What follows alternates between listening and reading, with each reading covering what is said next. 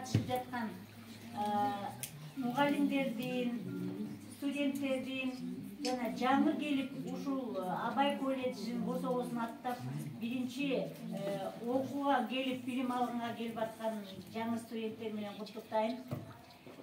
Сиздердин окуу жылыңардын башталышы менен куттуктайм. Себеби силер келечектин ээси болуш үчүн жана биздин мамлекеттин өнүгүшүнө салым кошуш үчүн өзүңөрдүн күчүңөрдү жумшап ушул жерде келип отурасыздар.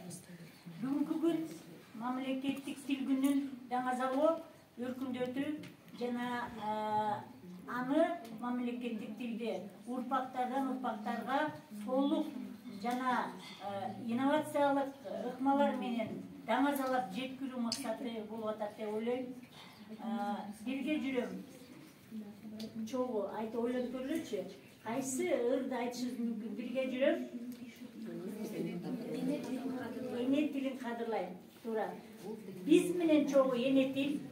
Бул тил менен биз чындыгында иштейбиз, сүйлөйбүз, ырдайбыз, сүйүүбүздү билдиребиз.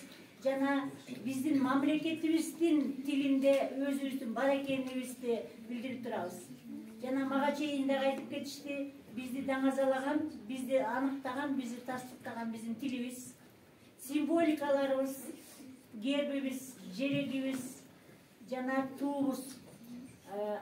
Өзгөчө эне тилибизди дагы бүгүн даңктап жатабыз.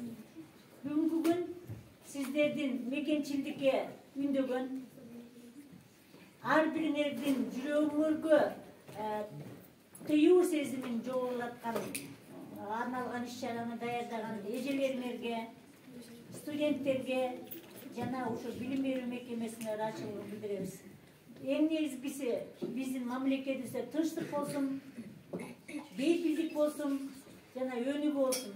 Рахмат сиздерге.